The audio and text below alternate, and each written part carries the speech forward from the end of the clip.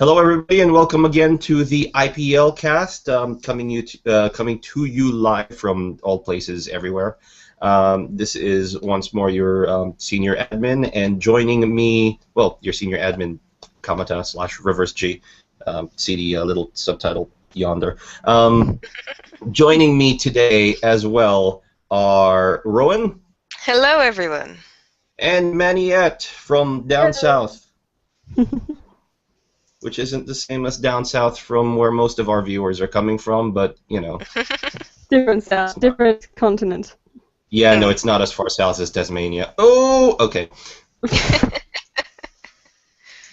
All right, so let's get through these headlines because it's been a nice 2 weeks. How's everybody been? Good, very good. Pretty quiet so far. Cool. All right, let's go through these external headlines. What's our first item? Let's see, I've been scrolling down. Okay. 2014 April Friendly announced for all international Global Link users. The 2014 April Friendly has been announced for international Global Link users. Pokemon X and Y players may register from midnight UTC on April 17 until 11:59 p.m. UTC on April 25. The competition will run from midnight UTC on April 25 until 11:59 p.m. UTC on April 28. Hang on. Yeah. Players must have a Pokemon X and Y game sync ID registered in the Global Link and members of the Pokemon Trainers Club, and be members in the Pokemon Trainer Club. 50,000 players will participate in this competition, with registration being on a first-come, first-served basis. Participants who were born in 1999 or later will be in the junior/senior division. Participants who were born in 1998 or earlier will be in the master division. It is a single battle competition with all Pokemon from the Kalos Pokédexes allowed to be used.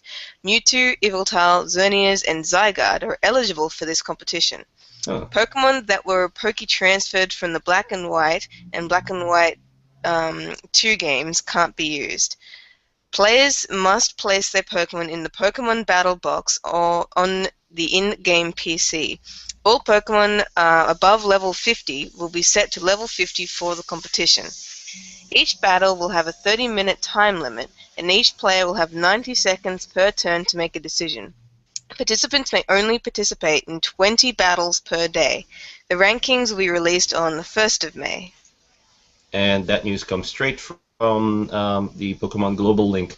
So who's actually battled online?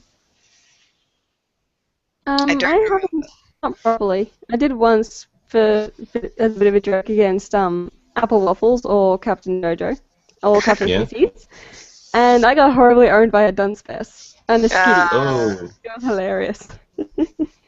I think I went online like the first day or the day afterwards, just like low-level battling because people were already online and playing the game, and I think I went 2 wins, 1 loss on that one. That wasn't crazy.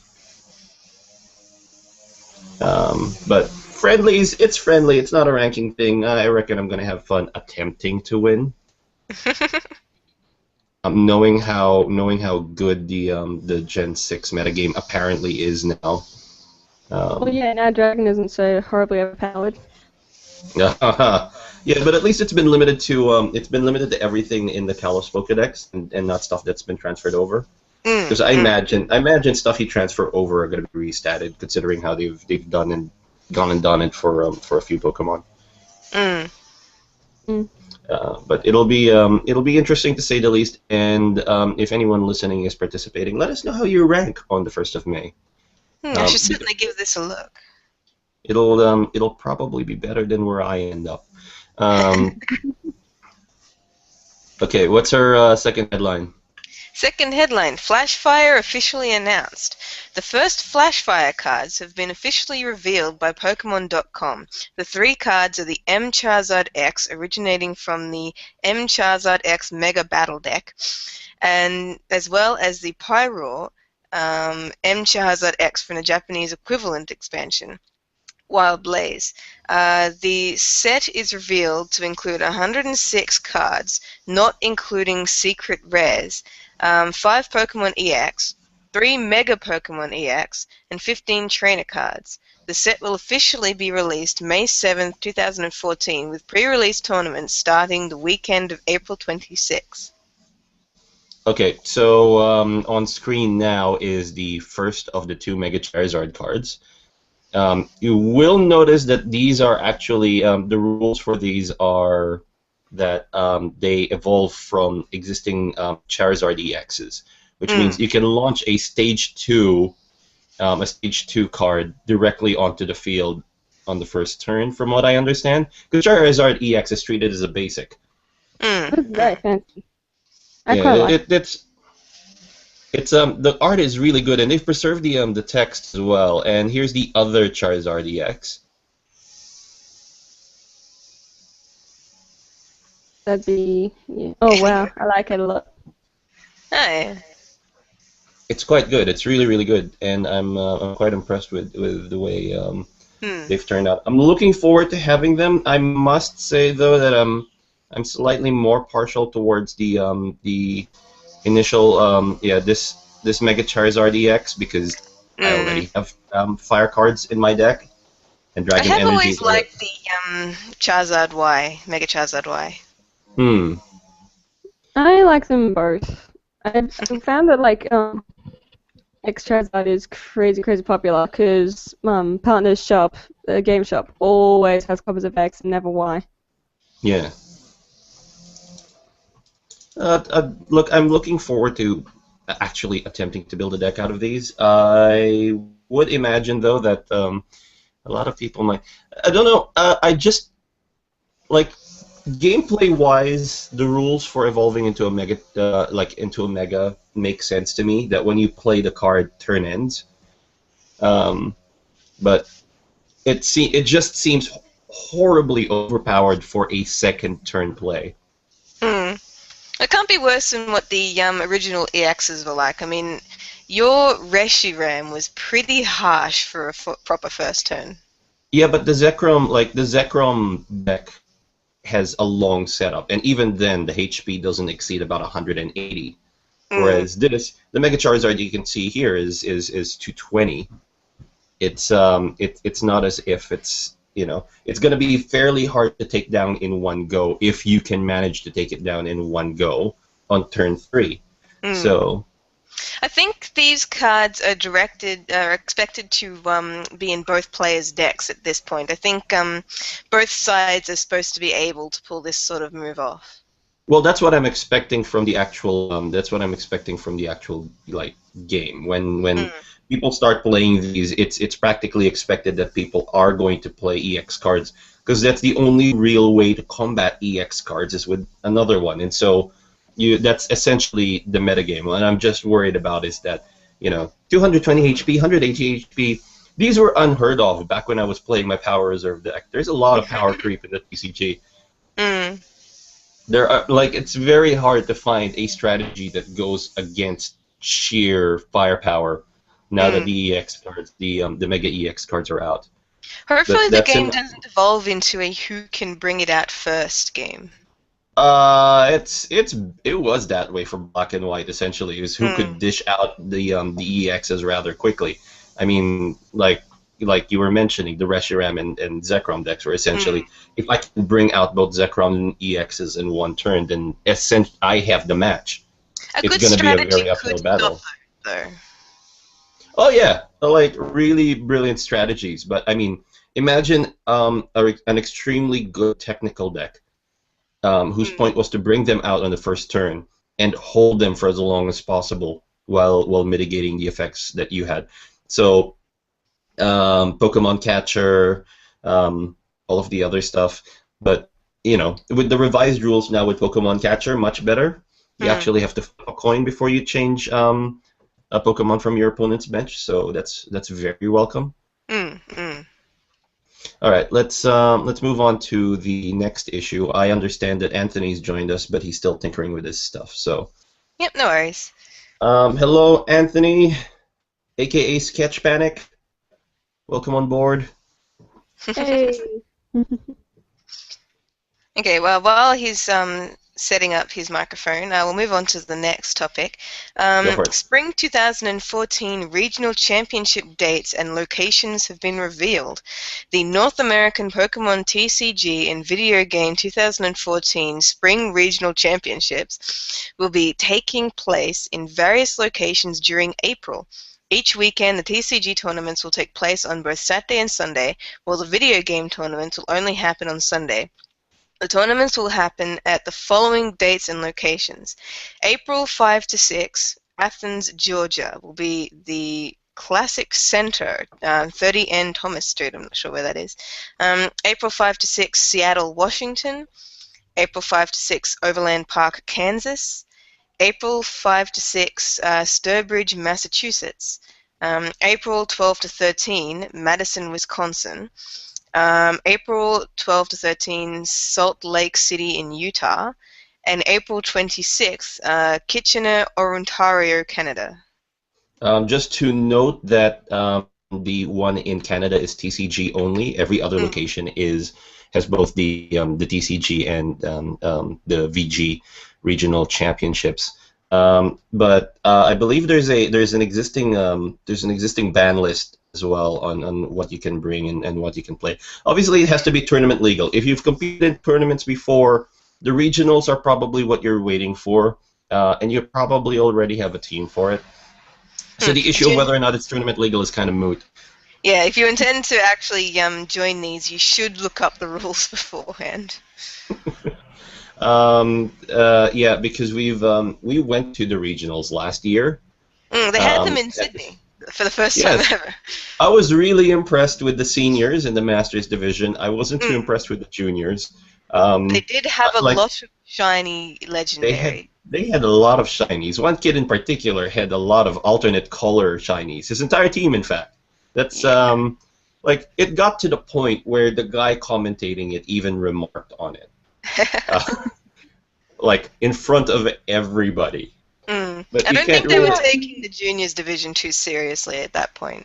Given how easy shiny legendaries these days, there's not really much to comment on. Except shiny legendaries, that's still a bit hacks.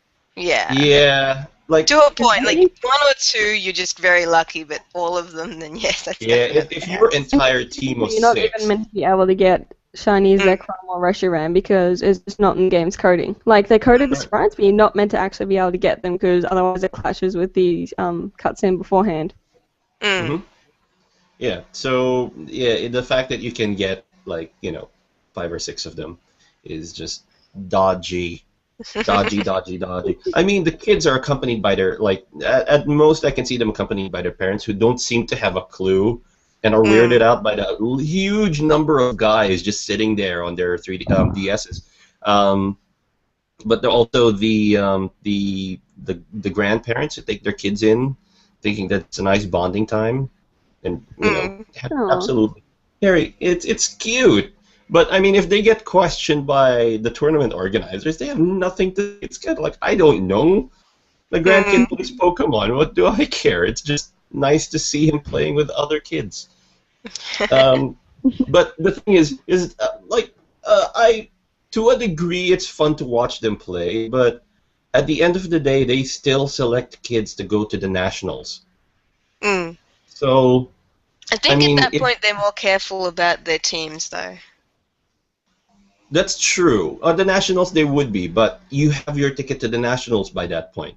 Like a kid with a well-crafted team isn't going to be able to fare very well unless he strategizes really well against a, hacked to the gills shiny legendary team.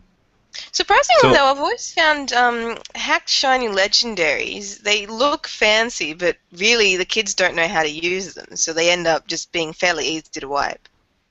I remember that last year the kid who won actually won with a legit team. The kids with legendaries didn't make it very far. Yeah. So if you're going to go through that sort of trouble to hack that kind of game, you're usually not the type to also put the time in to learn how to use them. So I do find that people who do hack them, as amazing as their teams may appear, they do tend to fall fairly quickly. Yeah, that's true. Anthony, you online? More or less. All right, here we go. Party has started. So Are you gonna like? We won't get the regionals until September. Mm. And even then, I'm not hoping for much because apparently the competitive scene in Sydney is absolutely brutal. Or should I say the competitive scene in Newcastle, because that seems to be where most of them are coming from. Melbourne's not really too bad, I think. I'm part of a Pokemon community in Melbourne, and it's usually pretty tame. Hmm. I wouldn't imagine it would be. Actually, I would imagine the community in Melbourne's quite good, considering that Nintendo tends to chuck more events there than it does anywhere else. Everyone likes Melbourne. We're the most fashionable place in Australia, and apparently we do the best coffee in the world. I know, right? And Sydney's like just expensive. Hmm. So much money you can't spend on the roads to fix the potholes. We'll say I'd much rather be here on a 35-degree day with an Opal card than on a 42-degree Melbourne heatwave day with a Mikey. Yeah, Mikey's is crap. All I live right, here, so I'm allowed to- before we completely alienate Anthony from this discussion, let's move on to the next. The next. No, headline we've it's got. okay. I never really got into the competitive scene that much myself, so that's why I'm kind I of just haven't like, either, honestly. I'm more of just the pretty face that's going to be bringing in viewers. I'm going to ask You're you to very do a pretty. plug before this podcast, this IPL cast is over, and you believe me, you'd better have it ready. Alrighty, so Lumiose City has to be featured in Super Smash Bros. Director Masahiro Sakurai, I hope I pronounced that relatively well, You're good. has recently revealed that the Prism Tower in Lumiose City will be a playable stage in Super Smash Bros. For Nintendo 3DS and Wii U. Several screenshots of the stage were also shown in the director's room of the Super Smash Bros. Community on Miiverse. Just double checking who here actually checks Miiverse, because I do occasionally, but I haven't plugged my Wii U back in since I took it out on I Australia haven't Day. actually touched I my haven't touched mine in a 3DS for while. weeks. I've touched my Oh, 3DS. Anthony, you're saying? No, I was saying I haven't even checked it out yet. I know that's something they just recently added to the 3DS. Yeah, it's look, as much as I like Miiverse on Wii U, it's never going to replace Letterboxd. Yeah. It's a shame Like- people kept using it. Yeah, we were using Letterboxd for a good while. It was fun. Like we used Letterboxd for IPL competitions and stuff. I only got into Letterboxd like a couple of weeks before it got cancelled. Yeah, we were. I've got like 100+ letters from people via Letterboxd. It was just heaps nice to use. The fact that you could, pretty much leave surprises for people while they were asleep was especially fun. Yeah, it's nice. But anyway, so yeah, Miiverse. It's been announced by Super Smash Bros. Director Lumiose City. He's teased about this already over the past couple of weeks, but this is. I've got a screenshot. If I can just skip past the Charizards. I've essentially, this is what Prism Tower looks on the 3DS version. Sakurai has gone on stating that he wants to feature stages that on the handheld game. He wants to feature stages that from games that are on the handheld, and then from That'd be really the cool. Wii U version, he wants stuff from the console games. So Oh man, these imagine could be, having a Layton one. mm. The These Layton, can- the backgrounds in Professor Layton games are really pretty. It'd be really cool if they had something like that. Or from like Professor Layton versus Ace Attorney. Yeah, That'd be it's- sick. Is it I'm still gonna get that is it a Nintendo game though? Because they generally choose from first party. So unless Layton suddenly makes an appearance in here, the best I can probably hope for is something from Mega Man Zero. Still be But cool you can though. do Branch you can it out. do You you were can saying? do cross platform battling, can't you? Yeah, Yeah. you meant to be able to fight on the Wii U and the 3DS, which I imagine will have like a separate selection of maps for that, or just lots of overlap. I do wonder how they're going to do that if they're going to have exclusive stages. One possible theory would be if the Wii U version could access 3D stages if they were in a battle with a 3DS that selected that stage. Although I think that'd be fairly good tinkering. I would imagine it would work something like you have a high resolution version, say, of the Lumiose City Prism Tower on the Wii U. That can only be unlocked if you use the 3DS version to initiate a battle. So the 3DS then has the low-res version of the thing. You access it from there. It unlocks the high-res version on the Wii U. I would imagine that could be a possibility. But there's a lot of speculation right now about Super Smash Brothers. Yeah, there's been that, like, absolutely nothing to confirm that kind of thing. Yeah, I heard rumors that Layton was going to be a competitor, but that could just be bullcrap. Well, did they say whether or not there was even going to be crossplay between the 3DS and the Wii U yet? Yeah, they've been mentioning about crossplay. It's been kind of a semi-confirmed rumor the entire time because they're planning on releasing them simultaneously. I imagine they would do it though, because they have done it with other games. I don't understand why they wouldn't do it. The two isn't too different. But I was just wondering if that's something they were going to pursue or not. Yeah, it's. I don't think it's gonna be. I don't think it's out of the way to consider it. I mean, they've done DS Wii connectivity before, just probably not on this. Actually, Crystal Chronicles. Crystal Chronicles had it though, but that was the no, that was a 3DS, wasn't it? That was a that was a DS game that was that you could simultaneously play. Very laggy, but it worked. Yeah.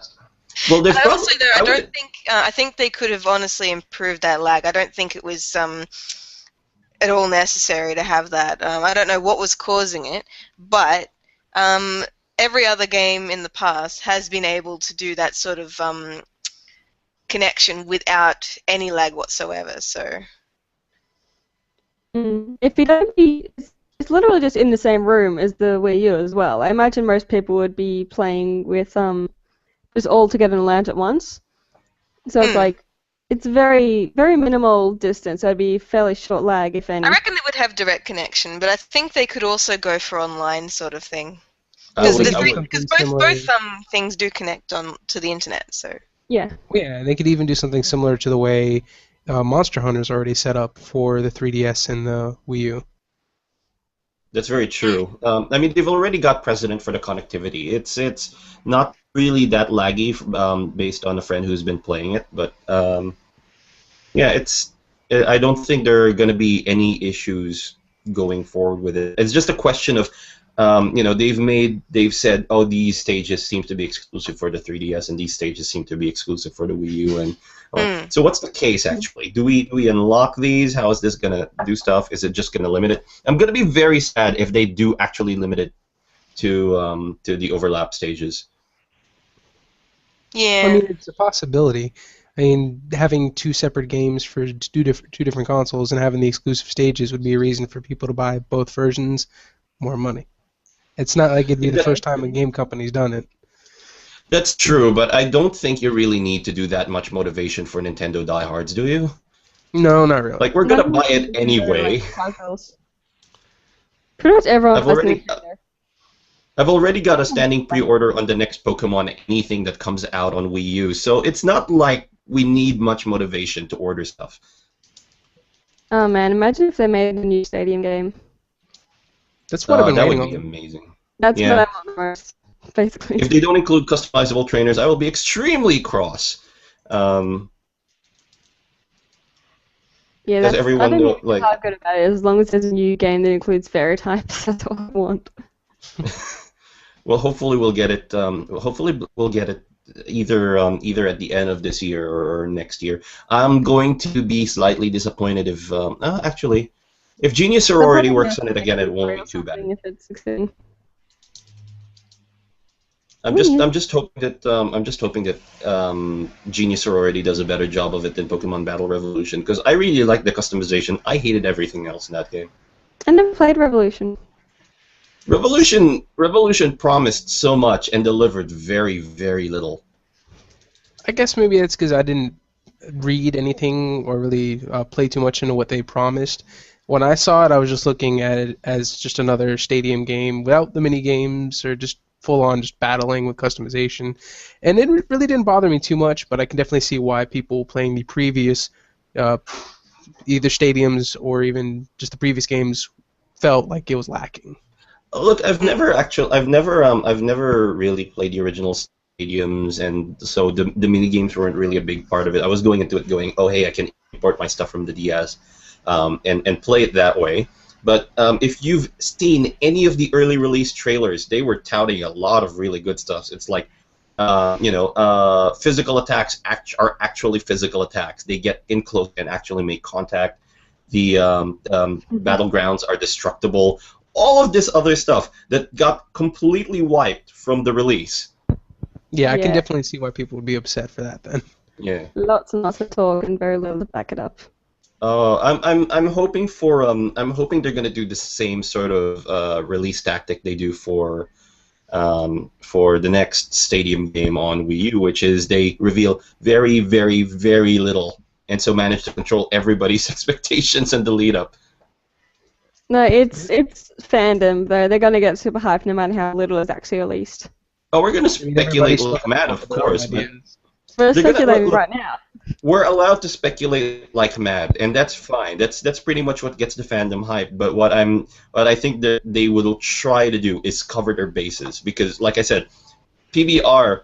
I could have chosen to ignore the hype altogether and just deal with whatever game came out, but they actually showed a whole bunch of gameplay trailers on the lead up. Yeah, too So much I'm like, hype. that's not in the game, I said. So, right. That's that headline. What's our final external headline? Our final external headline, Twitch plays Pokemon. They're playing Emerald and are en route 117. Is anyone still paying attention to this? Oh yeah. This was valid as of an hour ago. Mm. They got their starter Torchic to like level 30 something, 36 or 40 whatever, and then released it. It never evolved once. I think a lot of people end up wanting to release the starter because it always ends up being a much higher level due to, it survives longer and therefore it levels up more, and then everyone wants to release it to give the other ones a chance. Yeah. The same thing happened with the Feraligatr from the last version they played, except they managed to not release that one. They've implemented the creator of Twitch Plays Pokemon has implemented a number of alterations to Emerald from Crystal. Namely, he switched off democracy mode altogether. He has allowed, I think he's gotten a live reader where you can actually see the bar that is reading the exact command that it's now implementing into the game. There's a heads-up display now with the levels of the various Pokemon in the party and their or something. Yeah, they also have what was it I was thinking about?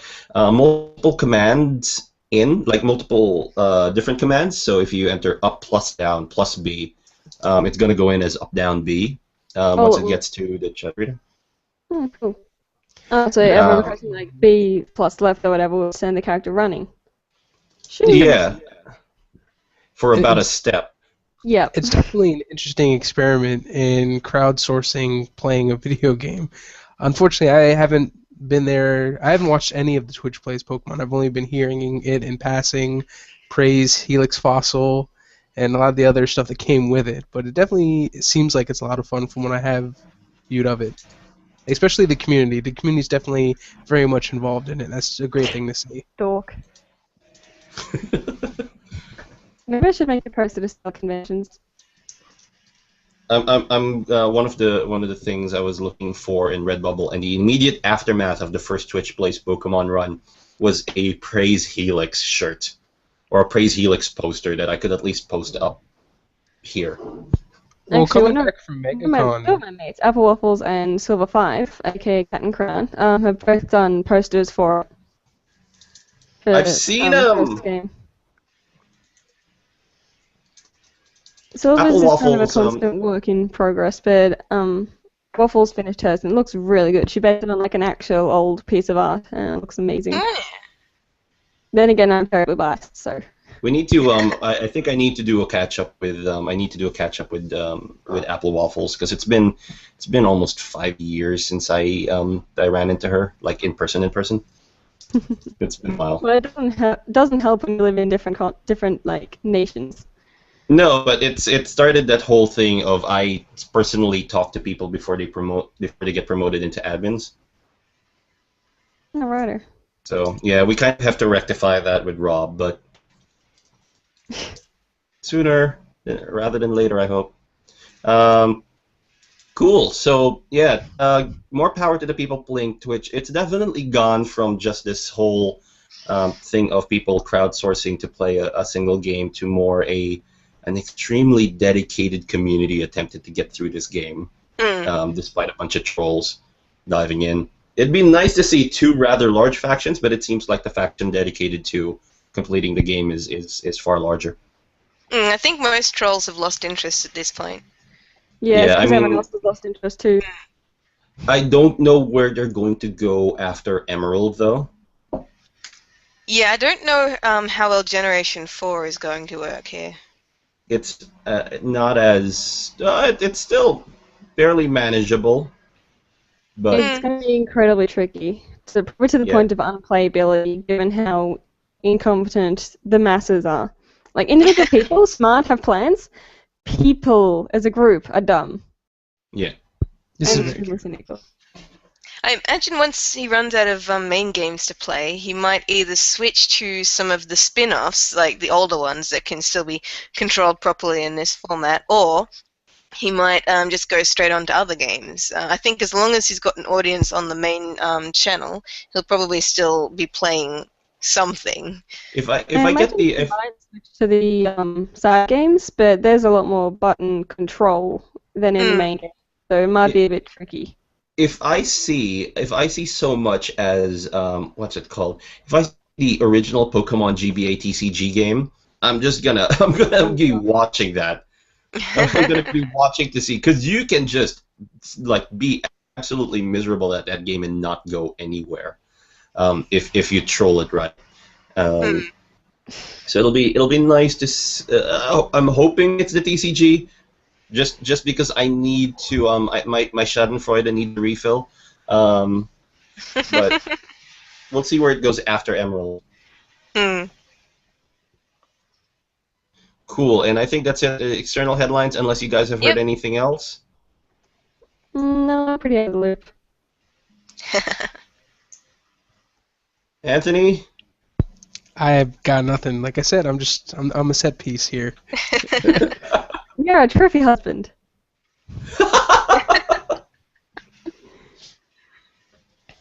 It could be literally true, but I'll leave that to him to dispute. All right, so let's go to the IPL stuff. We've got 1, 2, 3, 4 things to go over, but let's go over the most pertinent one, which is, oh my God, you've got like 9 hours left. Mission 4 is almost over. With about 9 hours left to go, the Team IPL will be able to band together and stop Mega Gigas from rampaging across the Challenger chain. What's the status of this at the moment? How many submissions do we have? We have 4 submissions on the gallery. Now, I'm just going to take a little check to see what the mission flow says is the requirement for success. Actually, though, I've got 2-ish entries of my own coming up, and I'm working with about 4 or 5 other people, so we'll all be submitting ours in like the very last second. Okay, as the guy who's running it, I'm like, every time I see there being less than the minimum required going through around the 12-hour mark, I start sweating. I swear to God, they're all coming, I promise. I'm just going to check with the like, time zones are making it very tricky because 2 of our members need to sleep, but we'll make it happen. All right. Look, this is being the last mission on the chapter. Obviously, it's going to be the most difficult one, and I can now say that this is going to be trouble if this is all that we've got at the end of the countdown. But there was a lot of excitement at the start for this. My faith is in all of you IPL trainers to come through, and if you're watching this after the countdown is done, what the hell went wrong? Well, you know what? I do some of my best work at the last second. I want to be one of those people getting it in within the last 9 hours. Probably less than that. Under pressure make diamonds, are you? And you know what? I really like this one because all the other ones, everybody's able to tell their own story. And it could be canon because everybody was in different places doing different things with the exception of maybe the beginning of it. But in this final one, everybody's fighting one giant mechanical abomination. So it just kind of reminds me like somebody telling a tale. And everybody has their own version of that tale that they're telling to where they kind of play themselves off as the hero. And in between all the different stories of people saying what they did, you can kind of piece together the truth of what actually happened on that day. I actually thought that was a really funny touch. I'm loving the response to the storyline missions. I was looking at Nick's entry and I'm like, oh gosh, it's one page. It's just one page, and it's a very worthwhile submission too. It gave me a bit of a laugh this morning, which is good because this is a great lead-in. I was checking comments to the second issue in our IPL headlines. Let's see. Global Battle Union. Has anyone seen what has transpired in GBU over the last 2 days? It's very hard to tell what is actually transpiring because we have no context for the rules that have been posted. It's just that we're thrown into an RPG of some sort. Yeah, we're playing Pokemon Mystery Dungeon, and that's literally our only context. Like, I'm not even sure it's a dungeon. Like, it could be any kind of dungeon crawler. You'll have to wait for the next journal update. That's obviously being held, but I'm sorry. That was context not put up first. That's my only question. I don't think I would say that in terms of that being put up, and I'm being completely meta and out of character here. The whole fact that there is no context kind of plays up on the interest. There's no context yet, but there will probably be context. I just needed to get the rules out of the way because people were gonna send rules queries almost immediately after the context was explained. Having said that. No, sorry, go ahead. Yeah, having said that, this is going to be something that's going to happen between the end of Chapter 1 and the start of Chapter 2. I'm calling this the fun little diversion, because we're experimenting with different ways to do things. What's happening at GBU now is a strange experiment in dungeon crawling. I'm pretty sure. I'm not even sure if it's been done before. I'm pretty sure it has in DA, but everything's done in DA. The internet has done it at least once. This is true, or twice, and has been Rule 34 in 63 at least 4 times. But so how does entry into this work? Is it going to be a lot like the storyline missions where anyone can enter at any time, or is it sort of like a tournament thing where if you in, that's it, and you have to keep going? You can only submit stuff during the the countdown to encounter clocks. But after that, we're going to deny any applications to join is no. So not the context, but the way I explain it is basically before you attempt to clear whatever encounter you're going into, that's when all of the adventurers sign up. That's when they volunteer to go into places. So that happens each round. That happens each round. It doesn't reset though. So if you're already in. You're in until the end of the dungeon. You can pull out if you want to, but if you want to join in at any point, that's fine too. Okay, so if you join, if you sign up to do this, you don't have to submit something for every round? You don't have to, but whoever actually decides to do so is going to be put up against whatever it is, and yeah, we're tracking who faints, who doesn't. Okay. So then the importance would be, if you're interested, to at least just sign up. So that way you're still going to be a part of it, and then you can go from there. Correct. So the way I'd explain it is, say you're doing a dungeon crawl, you have to clear rooms on your way through to the end of the dungeon, and every adventurer who comes in after you is essentially running after you in a mostly empty first part of the dungeon. Because you've cleared the crap out. They're just running in to chase in after you. They're not going to be able to loot anything because, hey, you did that first. But the the way I explained it is, like the people who go into the rooms first are the pioneers of the party, or the pioneers of the adventuring group, and So everybody that's else who just- follows is. Yeah, that's just what you're envisioning, though. People don't actually have to draw themselves doing that. No, of course not. You don't have to do that. But that's basically the way I would explain it. It's the it's the easiest way to explain what's going on. And I apologize to everyone in advance, by the way, if you don't see any sneaky classes in there. This is a very, very basic system. If you make it, it's going to be a pain for whoever's in charge to keep track of everything.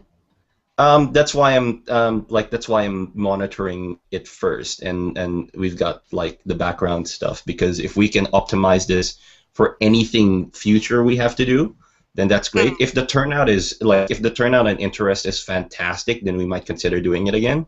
It's like I said, it's that period where we're experimenting with different ways to do things, or different variations on things we already have, and seeing what the interest is in those. And if people like it enough, we might do it again.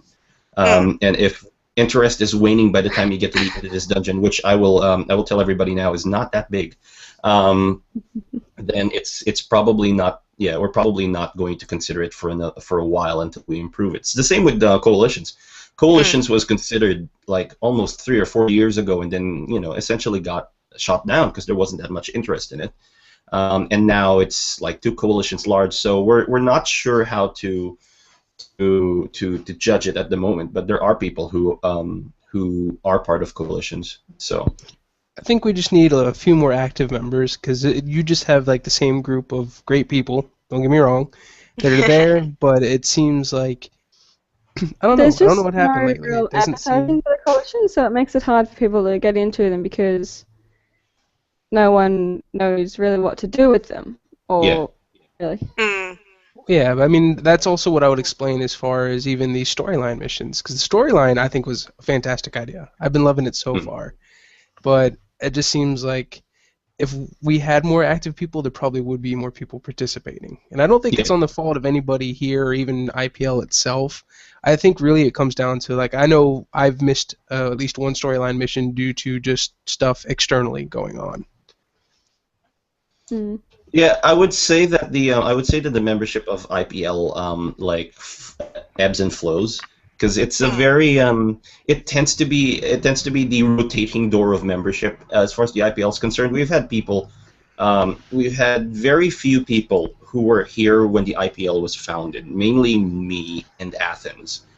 In the first 6 months that it's happened, in the first 6 months since founding, it's essentially been us, and then Mania came in during the second or third wave, and a whole bunch of people started coming in after that. But it's like there was a time when people were really flooding in. There were like almost 100 people actively playing on the IPL, and then kind of waned, and now we're hoping that by being a little more active on the actual site, that we can at least cater to that. But as far as advertising is concerned, I'm generally hesitant to do that as a senior admin, just because we tend to be fairly organic the way we grow, like 1 or 2 people per week who sign up with the card. But in terms of engagement, we're still trying to find our thing,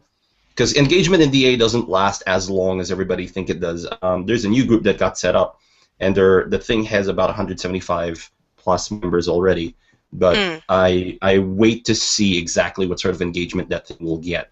And it doesn't, like, even if you get a lot of engagement, it doesn't last forever. You won't have people continuously engaged to the thing. Make ways to keep them engaged. So it's you're eventually going to encounter diminishing returns, though. It's very much like an MMO in that you're only going to be able to take this so far. We do need to find alternate ways of engaging people instead of just going, oh, let's go more grandiose and these sorts of things. But I think we're open to suggestions on that. So if you guys have any suggestions, just feel free to patch that through, because more people makes more fun, more wacky. it's been a good job so far, like I said. I think as far as I haven't joined many groups, but I've looked at a few of them in passing. And the IPL, the one thing I love about it is, again, not only just the community, there's a lot of helpful people, even just as far as other things are concerned, outside of the art and the writing, even just getting people to help out as far as, like Pokemon XY, I finally got a Chimchar with Iron Fist I've been looking for forever. It's a close-knit community, and it's great, but there's definitely a lot that I've seen in comparison to other groups as far as what you guys offer. Like, for instance, the collations I think is a great idea, and it's like 2 people. I was still trying to look for a group. I'm just not sure how my trainer would fit into any other collation. That's why I'm still trying to figure that out myself. And I'm probably not the only one. And the storyline missions, again, I'm probably just going to be harping on that over and over again because I think that was just a fantastic idea. Yeah, I've noticed that whenever there have been tournaments or massive like things, especially in the old IPL groups, interaction shot right up. Like I remember I joined the first Splash Page tournament. Yes. And I remember seeing lots and lots of people go around then. Yeah, it usually goes up because I remember that the scene in OCTs was rather huge, and IPL used to have this really heavy OCT focus. We want to try and not completely move away from that, I think, but just to have it a part of what actually makes the community. Because I don't think I want the IPL to be known as a primarily battling thing. We're trying to change that. Like storyline missions was a good way of saying, hey, it's not just battle art you need to submit, or you can submit. Please don't just submit battle art and engage anybody in battles. We can do other stuff too. Like the housing thing, which needs to be worked on a bit more, is one of those initiatives where it's saying, yes, we're totally allowing RP and IPL now. This is what anybody said 2 years ago, but it's the whole gamut of what we can do versus what usually gets attention is different. Like we'll probably chuck another OCT this year. That goes without saying. We chuck one every year. But it'll probably be on GBU again, probably as soon as this little dungeon crawl's done. But I do remember you still have that sports tournament idea floating around. I don't think we ended up initiating that yet. Yeah, I didn't actually it's been a thing in my head of actually having a kind of sports tournament. It's definitely an interesting change from the usual go here and fight each other sort of thing. It's got a nice spin on it.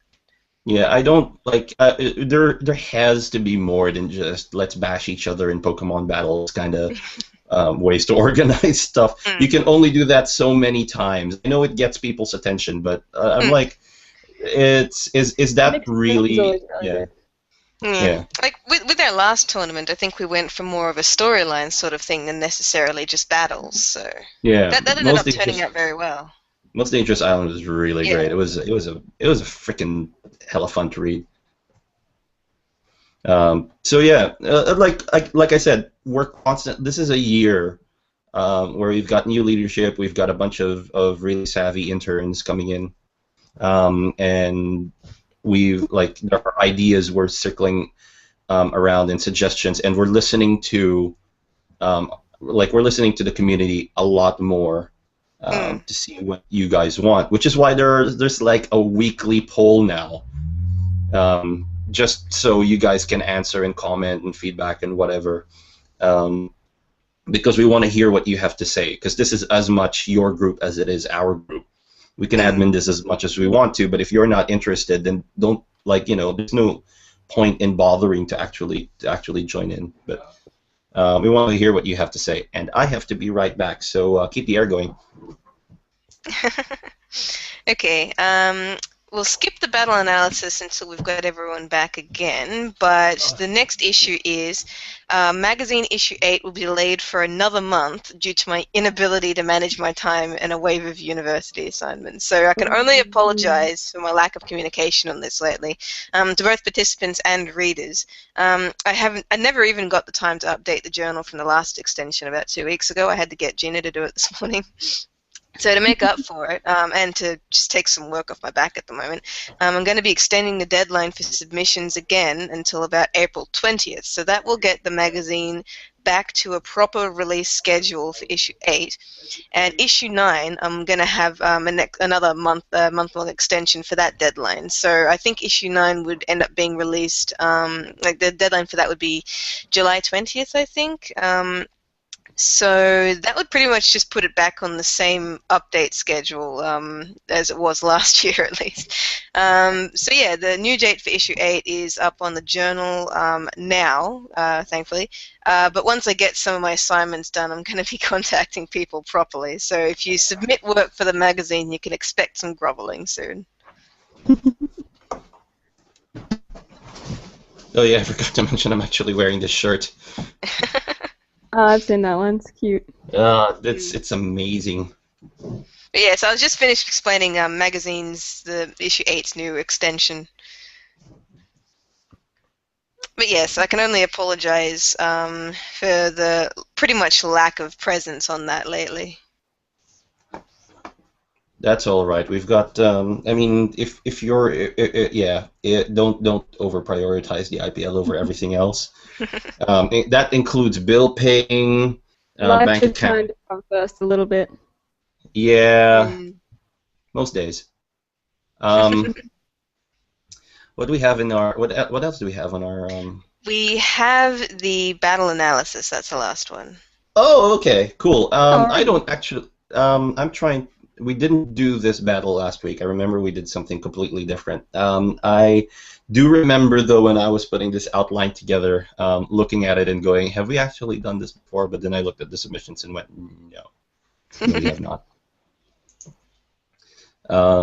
So anyway, before I go into that, and just to give enough time for Anthony to hurry right back, so Mania, you've read the journals, like the strange dusts off chair journal that suddenly appeared on GBU without warning, and all of this mention of the teams in the class, the adventuring parties in the classes, and I remember you saying that you guys were considering at least forming adventuring parties, though participation was another thing altogether. Yeah, I've got a little party kind of planned. It was fun. I think I'm gonna do it like. Everyone chat with regularly is like enjoying making little party plans, even if they're not going to follow them through. It's just fun planning and making ideas. I'm totally in for that. I'm totally in for seeing your team's Pokemon turn into adventurers. Anyway, I think that was the side objective, is just that to get you guys to render it that way would be fun. I kind of regret not putting any or not looking at formalizing the sneaky classes, but like I said, if there's ever a second iteration of this thing, then that'll get considered. It sounds, the way the rules are set up, it's almost robust enough to create a new group entirely instead of just a single tournament. But because I've seen pardon? It just depends on how big it gets. If there's loads and loads of interest, it's probably not worth keeping on GBU because it'll overtake everything. Yeah, if it's gathering a busload of interest, then we're probably going to move it somewhere else, because we need GPU for tournaments. And like I said, this is meant to be a diversion. It's a thing that goes off the end of chapter 1 and more or less leads into chapter 2, because Marlowe's a character there. Ooh, spoilers. Right, so let's go into our battle analysis. Hopefully, Anthony will be back to offer his mind on these. I'm just double checking that none of you are actually in this, because that would be mighty unfair. All right, this is battle number 952. This is Orestes versus Colt, and I will get these going. This is essentially Vichy versus Laniak. So we're getting that done. Before I move into this, I keep getting these damn tangents. Easily distracted. Before I do this, good news, everyone. There is going to be a dev meet for all all IPL trainers based in the Phils, yes, all 8 of you, we will be announcing a venue and a date as soon as we get information. But if you live in the Philippines, specifically if you live anywhere near Manila, and want to get the coveted Met the Boss badge, please feel free to please feel free to write to the IPL and let us know when in October you'll be able to meet us, because it will be in October. And we'll try and arrange a dev meet then, and we'll get it organized and everything. And hopefully there will be food, because this is the Philippines. All right. That out of the way, let's go Colt, Rusties versus Colt, and this is it's apparently it's a splash battle.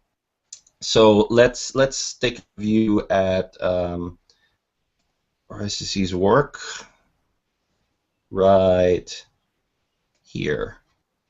I should mention that it said in the artist comments that this is only half finished, so we really shouldn't judge that as a complete works, just to be fair. It's not a complete work, but it's still remember that, to give it to say it's not very tasteful. Yeah, it's complete enough that he submitted it is the thing.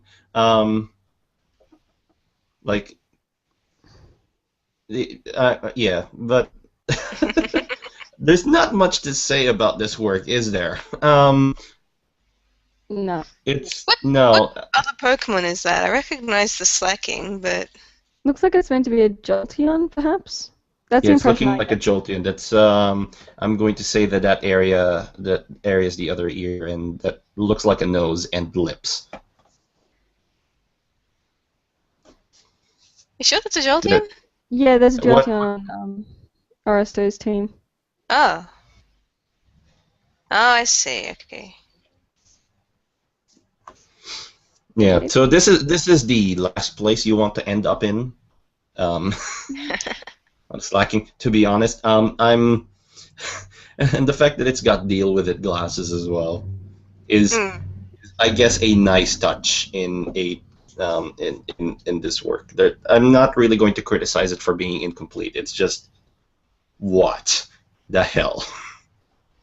I think adding in a background, fair enough that it's not there since it's not finished, but I don't know what background could possibly make this more interesting. I don't want to be rude or anything, but it is a fairly static battle. I'm not even sure anymore. Like, now the team has a Jolteon, it might be an Electabuzz, I think. Hey, what has he got in his party? I think it's the Electabuzz.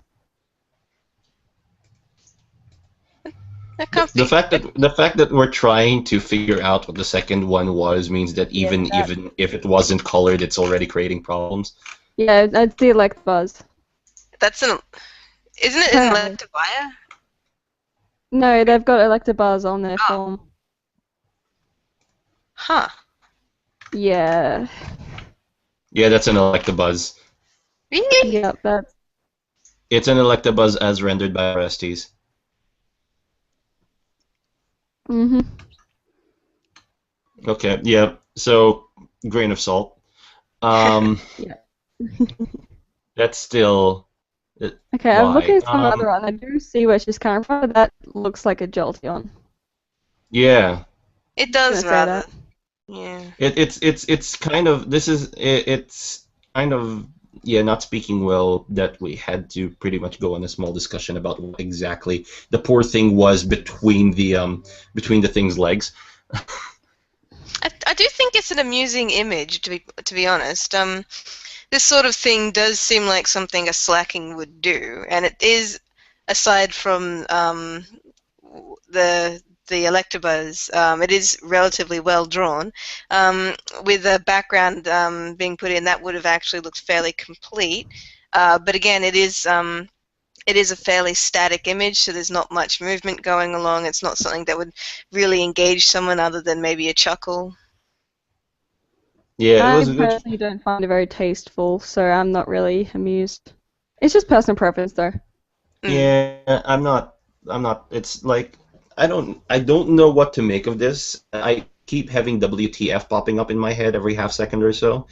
It's just because the absurdity would otherwise be funny, except I don't know. Maybe I don't get the punchline. It They could does have look probably like. drawn a different pose, perhaps. It's just, I think there are other ways you could have had a headlock like that tastefully. It's just, it's not very well done here, Yeah. especially because it's not finished. It also looks like it's cradling the decapitated head of an Electabuzz. Electabuzz don't actually have ears in their official art. It's the artist's interpretation, which is probably why it led to such confusion. Yeah. Most likely. I think if this was a bit more finished, we might see more of the Electabuzz's body, perhaps, which probably would have given that away. But as it is at the moment, it is fairly hard to tell what Pokemon that is. Yeah. Like I said, like you mentioned earlier, it's not really fair to judge it on its incompleteness. But having said that, the elements that are currently on display, which, let's face it, if you're going to submit a work for judgment, it's going to be open to this kind of scrutiny. Yeah, I do not know what to make of this. Like, if I looked at this and you told me this was a splash battle, even if you added all of this sketch to complete context, I look at it and go, this isn't a battle. This is a round one knockout. This is, there's nothing battly about it at all. It's just I can just manage to grab an Electabuzz and chokehold it between its legs. I think this is part of what we discussed last time. People keep doing battles just after the climactic moments. They do the finish of the battle instead of the actual battle itself. It's an interesting take, but again, it doesn't really make for an engaging image. So the sort of thing you want to go for with splash battles is something that looks interesting, something that's that captures your attention, that sort of thing. Something that looks exciting. So that's the sort of thing. Like, I know. It does narrow the window a bit, and honestly, you could broaden the options here if you do it in a right way. That we have had some battles that aren't necessarily just punch each other in the face, but that have also been extremely interesting to look at. You know what? I know I'm just completely out of context here, but I only saw whatever that image was for just a tiny second.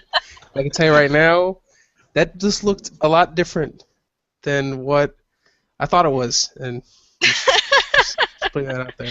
So do you know what Pokemon is between the legs of the Slaking? Oh man, I almost want to say a Jolteon. Oh yep, that was the first guess. That was everybody's first guess, or that was mostly everybody's first guess. What it's is it? Actually an Electabuzz. Really? The artist has her interpretation have ears. Oh, okay. It's always interesting to see people's own renditions of Pokemon styles and that sort of thing. But generally, a good idea when you're doing that sort of thing is to make sure that the Pokemon is at least still recognizable. Because even if you draw something really fabulous, if you can't tell what Pokemon it is, it does create problems. Yeah, let's Personally, I've always found Electabuzz to be sort of maybe more lizard-like. So, like, I don't see why she added such flamboyant extra ears is my issue here. I would think. Looking at I remember, like, if you remember any of Leisha's art, it's radically different, but recognizable. You can still recognize them, yeah. Yeah. And I mean, that's really what's important. And Silver 5. Yeah, Silver 5's one's fairly. Very dramatic renditions, but they work because they're still recognizable. Is the thing. You could still tell what the Dragonite was. Yeah. All right. So let's leave the love couple alone, and let's move on to Lanyuk's work, which I will guarantee is radically different from this. So, Anthony, you've just caught us. We're doing a battle analysis on battle number 952. This was. No, I think I picked up on that at least because I actually remember seeing that image before. It's just like I said, finally coming back, and then it like quickly going away at the second I sit down. I'm like, wait a minute, what was that? All right, let's look at who was judging the battle couldn't work out what the Pokemon was either. Yeah, this is not a good thing if you want to send it in for. I mean, look, you're going to totally have to cop it if you submit it in incomplete. That's just the reality of it. All right, this is, oh god, did it load? This is Lanyuk's work. There we go. That's one of the greatest pieces I think I've ever seen. Lanyuk And the Lanyuk first thing is is an elective virus instead of an elective buzz, so... I think it's just the size and shape, to be honest, because you usually No, see it's like very virus. distinctly an elective buzz. Elective virus. He's even got the wire tails. Yeah. So no one can apparently get that Pokemon right. We don't know what it is. It could be an elective anything for us. But anyway, yeah, this is Lanyuk's been known for submitting quality work. This doesn't really surprise me anymore than it would surprise any of you. But let's look at this from a critical eye, because this is this battle analysis, that sort of critique thing. So, well pointed out. How many limbs does this thing have? I'm seeing 4. Are we talking about the Electabuzz, the drive? Yeah. I can only It's I could see where the hand kind of blends into the head, but you can still barely make it out. I can see both legs, so I'm not quite sure what's going on with its other arm and its head. Yeah, I can see an arm. I can see part of the head. I can see 2 Oh, legs. no, wait. Okay, You kind of see it. It's like this. Punch. That's meant to be its shoulder. Oh, I see. Okay, right. Its left arm is punching, the right arm is drawn back and like hidden behind it.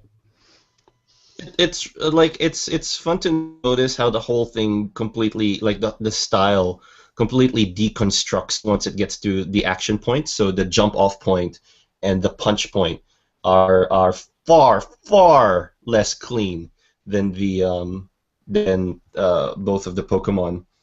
Like the jump off point makes sense because that is supposed to be extreme movement. So I actually do like how that's been drawn here. That's okay. I feel like it should be a straight line. It feels like it's kind of jumping up instead of forward. It's not too much of a straight line. It does have that curve there. No, I don't like the curved line is what I'm saying. It's going up, it's not going forward. There's no power behind its punch. I see what you mean. It does look kind of like if you're gonna punch, you need to have like straight lines the whole time. You need to like move into it. He's kind of jumping almost sideways. Yeah, there's. Yeah, I can see what you mean. The punch definitely doesn't look like it's got much force behind it, considering the body pose. So that sort of thing is fairly difficult to do. But I think what could improve that is just to have a more forward punch or a more downward punch. So something that looks like it's got some strength behind the thrust. I think again, just making action lines straight, because that would show where he's coming from, which gives a good direction of where he's going. Or even with the curve in the leg that you mentioned before, because it's kind of like that. It's like he's springing forward, so he's kind of still more up in the air. Yeah, the curve does look good if this was just a leap. So if this was just a leap and he was maybe preparing the punch, this pose would actually work fairly well. But considering he's supposed to be landing the punch and the look of the amount of power behind it from the Scizor's pose, the pose of the Electabuzz definitely could be a bit better to get that across. There's no force on distance as well. I'm just estimating the amount of distance between his fist and the Scizor from the jump off point, and there's not much to go on there. Remember, like, there's always the one-inch punch. Yeah. That does not look like the 1-inch punch. A 1-inch looks punch like a 1-inch rocket-powered punch. Fire punch. The one thing though, I'm still trying to figure out whether the Scizor is actually successfully dodging or if it just got hit in the actual face. It kind of still looks like it's leaning back. Yeah, I think it's been knocked on. I think it's been struck. The HP bars haven't changed, so I imagine after a successful hit it would have been lowered, but I don't know, maybe it's dodge. It's very hard to tell. Yeah, it almost looks like he I narrowly... think if it was contact, it'd be a bit more of a less controlled pose. Because the legs are still touching the ground. That's controlled. A punch like that would have knocked it off its feet. Yeah, because I mean, you can even see how the leg, like the feet are bending forward, the legs and the rest of the body's bending back. So it's almost like it's the eyes of shock because it just narrowly managed to dodge the attack and almost get knocked out. Has it narrowly dodged it, or did it get smacked in the jaw while attempting to avoid it? It could be both. But that's It does look like it's connecting, but that could just be the line, because there's not too much depth there. Yeah. Yeah, that's another issue here. They've got no kind of sense of scale to it. There is a bit of depth just because of the way the Electabuzz's legs are drawn, so that does actually look like it's positioned properly in relation to the Scizor. I'm not complaining there. But it's kind of false. It's kind of false depth, though. Like, it's implied, but it's not explicit. Like, in a battlefield, you can... I think just if they kind of blew up the Scizor a bit, they'd show kind of better distance. Because they're the same size. It's almost like they're just kind of rotated it very slightly from a side angle. I see what you mean, yeah. I think maybe using the thickness of the outlines could have helped that too, because if we made the Scizor a bit thicker and then the Electabuzz a bit thinner, then that would have also, even without changing anything else, that would have given a better sense of depth. Yeah. Should the I reckon this would have actually given, like, if he had changed the HP bar, or at least put in some indication, like, you know how you got status messages in the attack missed. And, Or maybe like some impact lines. I think usually people put, you can do those jagged spikes that usually shows that something's connected. There's about as much context here as there is in that journal at GBU. It's like, for me, I'm looking at it and going, this is this is great, this is a punch and all of that. The second look I give, though, is that everything is suddenly in doubt. I'm not sure if it made that punch. I'm not sure if it launched, if it could close in, or it could pull off a move at that distance. It, like, a lot of the things about the action lines, like you mentioned before, Mania, just do not work for me. They don't resolve as well as they should. I think it's also the Electabuzz's pose that's making this confusing, because if you look at it closely, like, as we said before, there are essentially two angles of motion. So you've got the Electabuzz that's sort of leaping up and forward, but then, like, there's a lot of power in that, as you can see, but with the punch, despite the way it's drawn, that's a completely different sort of direction of force. They're almost at right angles. Yeah, essentially, the pose doesn't look like it would have that much power in the punch, simply because the Electabuzz's body isn't behind it. The body is going a different direction. So I think if it was drawn so that everything was moving the same way, it would probably look a bit more clear, because you can see that it's extremely close to the jaw, if not actually touching the Scizor. So if the angle of the direction of force was more uniform, then I think it probably would look a bit more clearer that it was actually connecting, because at the moment, to us, the way it feels, even if it's just subconsciously, is that there's a bit of a punch behind there, but there's not enough force behind the body itself to make it clear whether or not that actually hit, or if he's just moved it forward and it's very, very slightly touching, or not touching at all, or anything like that. I would say that if he avoided the thing, maybe a little more distance between punch and the chest face area. If he got hit, I would recommend, like, something to add more impact would probably just twist the head a little bit. Because like that would indicate, back to the jar. That would actually tell me which freaking arm this is. Actually, stupid meta note that annoys me. Both the Pokemon are level 100. That's just a silly thing that's been bugging me for a while now, because realistically, no. Yes, that's true. Nobody has level 100s. No one, Shifty Eye. Like, the one thing I actually noticed, though, setting, you're not going to have levels, first of all. No. Levels. You're going to have, like, kind of maybe power ranks at most, but, like, there's no real indication of it. It's kind of made a setting crossing, which doesn't really... I think it's supposed to be meta, though, considering otherwise you would have floating boxes with HP bars in them. Well, it could maybe something similar to the Origins, the Pokemon Origins, where they just had the health bars, not even have the power rankings. You just see how much the Pokemon itself has in relation to its health, and then the damage done from there. Yeah, the other anime did that as well, the original anime, which I approve of. It gives you, like, an indication, but again, it doesn't say levels. Yeah, no, it definitely doesn't. It No, no, just no. gives you the information as far as I think just the name of the Pokemon, and then just like shows you like the HP, and then just how much that gets chipped away as the battle progresses. And the I thing think I've noticed levels. cropping up with current trainer cards is that you don't actually give leveled attacks. Like you kind of maybe pick a high-powered move and then kind of go backwards from that. Like this is the strongest move they can use, and then everything else is just kind of they can use it because they're strong enough to use it. Yeah. Instead One of thing just I like a wanna full point list out of 4 moves. in that actual drawing, now that now that I look at it a little bit more, you can also tell by the shadows of the two Pokemon that are fighting. You can go ahead, and that kind of gives you a little bit more depth as far as like direction, as to where you can see that the Scizor is a lot closer, and the Electabuzz is a little further off. But not only that, but you also notice how the shadow is actually a lot lighter. That kind of just adds to the theory of it being leaping upwards into the air versus just dashing forward. You know what's I see what you ruining it mean. for me though is that there's no like the transition between the feet and the shadow is completely broken by the fact that there is a large white outline surrounding the Scizor.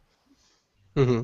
If they just So had it that looks like on like the very bottom of the feet, it'd be good. But yeah, because it looks to me like both of them are practically sticking out of the circle that is meant to be the ground they're standing on.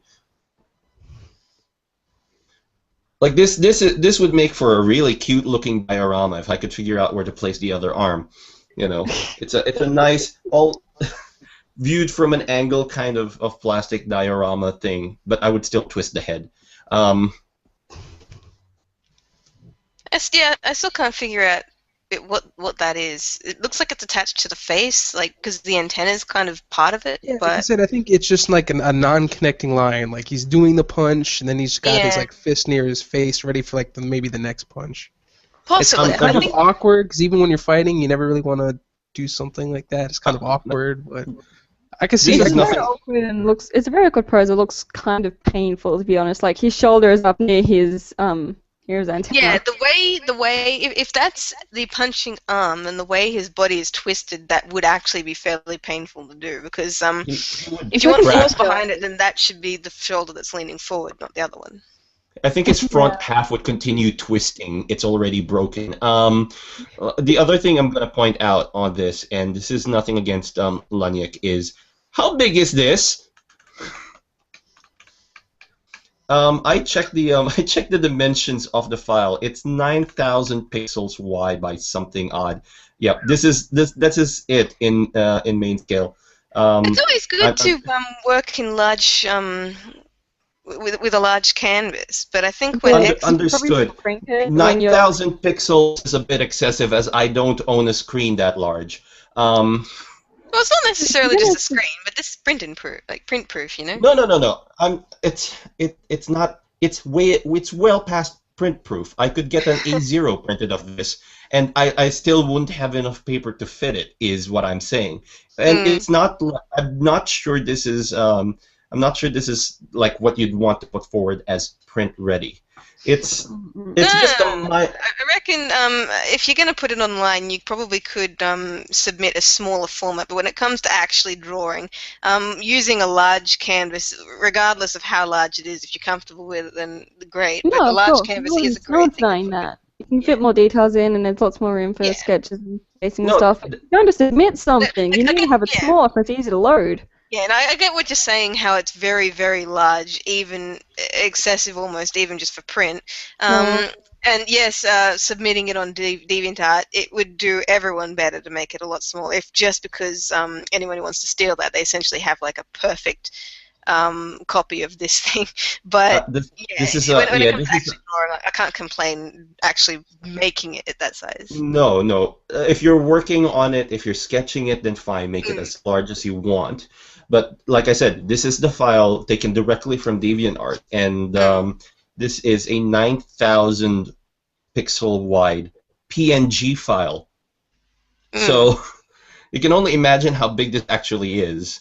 And it's a testament to my crappy internet connection as to how quickly it actually loaded. But it's it's like that's my beef. It has nothing to do with the artwork whatsoever. But if you're submitting work to to battles on DA. Submit it at the very least at around the 300 DPI kind of resolution, because this is, you know, look, I'm not in here to look at the tiny details of every single pencil line he put forward, and you know, all this dispersed brush stuff that he's put in. Well, it's not just about that. It's just loading size, I think. Like, if you don't want to look at it that close, then don't zoom in. But yeah. Well, I don't just really for the need sake to of now that I'm loading doing it on the connections. yeah, but yeah, please have mercy on our paltry Australian internet connections. Right. So, final thoughts about let's go here and give a nice summary. Final thoughts about the Vichi's one. I can't look at it straight. I'm sorry, Vici. I really am. I just cannot look at this straight. The Snorlax's pose isn't bad, except for the head. Like, the Electabuzz's head. Is that a Snorlax? Like, it's not bad. It's not a bad pose overall. It's just not finished. Yeah.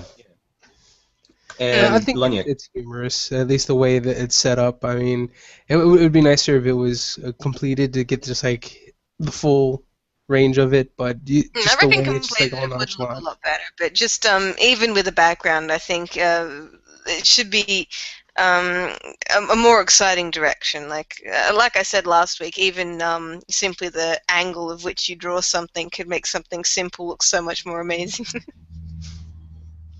Goodness gracious me! All right, now Lunyx, we've already given fair amount of praise on it. It's definitely got movement in it. You can't argue with that. Definitely movement. You can argue the type of movement, but no matter what, it has movement. The Electabuzz posing could be done better, but there is definitely a lot of energy in this picture. There's a lot of potential here, which is what I like. It's still very dynamic. Amazing. Yeah, you do quality work, so please don't mind us as we completely tear you a new one on every. Lunyx is good. Yeah. And remember, this one of the people judging you is also somebody who can't draw for crap. So. Look, Vici is good as well. I think we just picked a bad piece of his. Like, I've seen previous works he's done. He is actually a fairly good artist. I think it's circumstance and the fact that I didn't want to go too far back on the battle analysis. But this is an example of, like, you know, this is going to, like, battles that conclude. Occasionally we'll turn up on battle analysis, and we have to review the complete as well as the incomplete ones. So, look, we already, this is pretty much a hands-down win for, or am I wrong? It's just, this is pretty much a hands-down win for Lunyx. I don't think anyone here would consider it otherwise. No. Yeah. I like, though, that the reason given for Lunyx or for Colt winning is that it's a more dynamic piece. I'm like, yeah, it pretty much. You could argue both of them are well drawn. Aside from the Electabuzz confusion there, you can't argue that the slacking doesn't look good. But yeah, I think if anything, I'd go for a more dynamic piece. All right, there you go, Lunyx. Vici, you've got your stuff on that. We'll do another battle analysis in 2 weeks, and hopefully we'll have something that doesn't feature a crotch grab. And we're back to Prism Tower. Oh, because I closed those two tabs. All right. So, before that's pretty much all the stuff we have for the IPL cast, no, isn't it? Woo. Yep. Did we miss anything? No. Before we go though, I'm just gonna we've had Aniette in for a couple of weeks now, and it's absolutely great that you can join us. Yay! That's you're tied with Rob now for a number of IPL cast appearances. And Anthony's joined us here after getting the dates wrong last time. Long time listener, first time caller. All good. We've changed the layout back there as well. We now have you'll recognize one of these guys because he was in Mission 4. Part of our Electrode army there. This is number 15902. So before we go, I'm going to let you guys plug because you're members of the IPL. You ought to let you plug. Let's go, Maniette. Anything you want to plug? Hit me up if you want a written battle. I'm kind of bored at the moment, so I'd like to write something else. It's fun. That's pretty much it. And Anthony, look, I know you're in. I'm subscribed to you on YouTube. I watch your stuff. It's awesome. So I'll let you plug that. I'll let you plug that. Okay. Everybody butchers the name, and I don't blame them because it was supposed to be an abbreviation. But it's probably easier on YouTube just to search "amazingly average gameplay of Anthony" or even just "amazingly average adventures of Anthony" versus the horrible abbreviation of AMZ AVE GAMEANT, which people, it's always a mouthful when they try to say that. It's AMS AV Game Ant. But I have a personal channel, which is just a whole bunch of nonsense. It's more of like a time capsule for me to look back on and laugh at. It's just random everything. And then there's my more specific gaming channel, which has a whole bunch of video games. I actually did an entire Pokemon Y playthrough. And, of course, Sketch Panic on DeviantArt, although there's probably not a lot of interesting stuff on there. And it's pretty easy to know where Rowan and I are at. You can just pretty much check us out. The IPL is where we live for most of DeviantArt. And then we've got Team IPL on YouTube, Pokemon_League on Twitter if you need to reach us, and over here on Google+, we have the link on every journal. I've changed some of the coding as well on the IPLcast journal, so you can actually watch live straight from your seat on DeviantArt, and that's since that's the same link, we'll have the like the proper with title edition on there as well. We've changed the front page, done a little tweak on the front page, so the all roads lead to this animation actually shows up in the page. You can watch it from there now instead of having to click to take you to Vimeo. So you can we've gone all video crazy on this stuff, and hopefully it'll mean that you don't have to go past YouTube when you want to watch past DeviantArt when you want to watch something IPLcast on DA. Right. So that's it for us for IPLcast 3. Is this IPLcast 3? Yeah, this is IPLcast 3. This is number 3. What the hell am I going on about? All right, well, hopefully you two will be able to catch up with you in a fortnight. Apologies to Rob if you couldn't make it. Better luck next time, buddy. We'll see you next time. I will beat you yet, Rob. Maniat's trying to go in for 3 in a row, so if you wanna make this a contest, you'd better turn up next fortnight. Yeah, like I said, have IPLcast 4 in a fortnight. I'll try and get the journal out earlier. Chances are, though, we're going to be transmitting at the same. Are we transmitting at the same time? Let me just check. Actually, I just realized we're going to be somewhere else. Oh yeah. We're not going to be next time. We have to take care of some wedding stuff, so we might push it forward another week to April the 19th. Oh yeah, congratulations again. Thanks very much. So we'll note everybody as well on the dates when Rob is the only effective admin. But even when we're going on honeymoon, we'll try and do our weekend IPL stuff. We might. I will be connected to the internet since I have to be at that time, so I will still be checking IPL. We will try and do the IPL cast on tour if we can. Because we really love doing that during the original. We'll have to see if we can get other members live as well. We'll see if we can get internet is the first priority, and then we'll see if we can get if we can get the IPLers from the Philippines. To start with. We'll try and we're still working on our plans to do the Europe tour and then eventually to the US. Because I really This is like fairly far into the future, though. This is fairly far into the future. I just want a disclaimer: you will probably be of legal drinking age by the time this all transpires, if not older. So, just putting that out there. Don't put your hopes up too much unless you're willing to pay for our airfare. Cool. We'll leave it at that then. Thanks everybody for joining in. Broadcast is ending. See you guys in 3 weeks. See yous. Woo! Later. Till next time.